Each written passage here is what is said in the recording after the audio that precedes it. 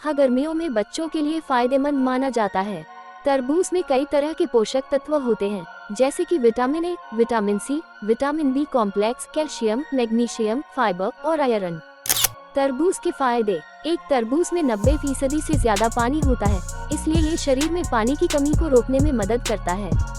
2, vitamin C से immune system मजबूत होता है।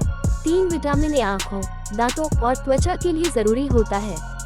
4, कैल्शियम और मैग्नीशियम हड्डियों के विकास में मदद करते हैं। 5, फाइबर पाचन में सुधार करता है और कब्ज को रोकता है।